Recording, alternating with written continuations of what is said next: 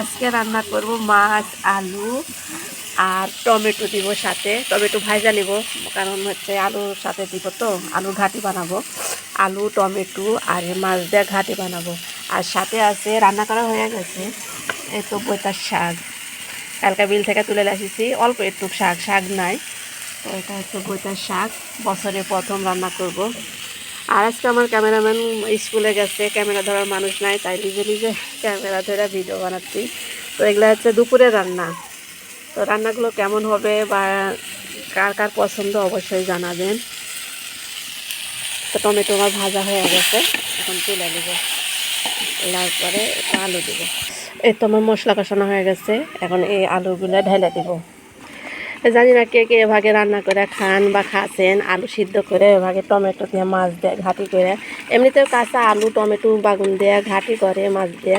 তো আজকে আমি আলু সিদ্ধ করে দিছি, লিয়ে তো টমেটো ভাজা দিছি, লওয়ার পরে আলু যখন কষানো হয়ে যাবে, সিদ্ধ করা আলু যখন কষানো হয়ে যাবে, তখন আমি টমেটোগুলো দিয়ে দেবো।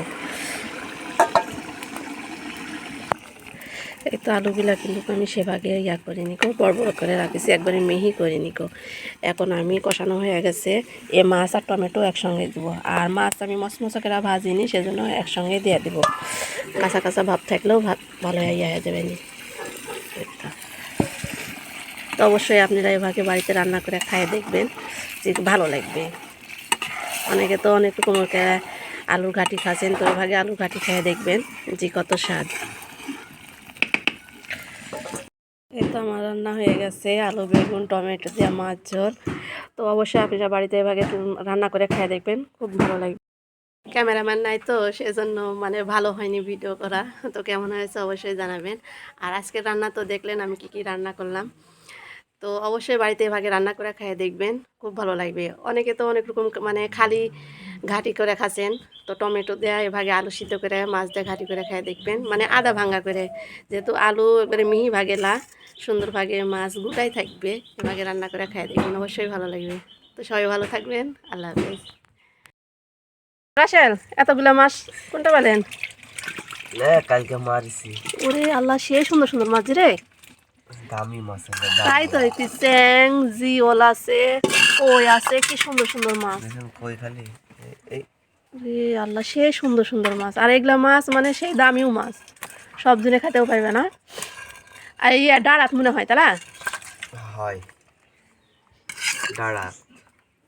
এগুলা খালি কাঁচা গামছি লাগবে। এ চ্যাংগুলা মোটা মোটা কত রে আল্লাহ। লেলে ওই ইয়ার হাল ঝাঁকার থেকে হাড়ি ধরালে পানি পাল্টা লাগে, পানি পাল্টা লাগে। তো দেখেন আমার দেবর হচ্ছে কালকা মাছ মারিছে, জাল চাই না, দলের মধ্যে জাল দিয়ে মানে 6-7 জনে মিলাই মাছগুলা মারিছে, মাইরা আবার ভাগ করে লিছে, এটা কই চলে যেতে। আর এত সুন্দর সুন্দর মাছগুলা পাচ্ছে সবাই, অনেকটি করে মাছ পাচ্ছে তোরা তোরা লে তোরে অনেক কয়দিন হয়ে যাবে। এই হুপলাগুলো আলাদা করে থোয়া লাগবে, এই হুপলাগুলো নাহলে ওই জিয়া থো, না হলে আবার ইয়া করে কুইটা সাফ করে ফিরে যেত। হুপলাগুলো ভিন্ন করে থোয়া লাগবে। সব এই যে হুপলে ভাগে এরা কি রে মোমো, এরাই হয় কুইছে। হয় রে, কুইসা কে খাবে রে? কুইছে আমাকে খায়, মানুষ খায়। হায় রে, একটু ভাগে তুই কুইসা লিছু। আল্লাহ, দেখো চলে আসতে কি করে এর মতন চলে যেতে। সাপের লাখা। এটা এদিকে চলে যেতে। আরে কইয়ের মাছ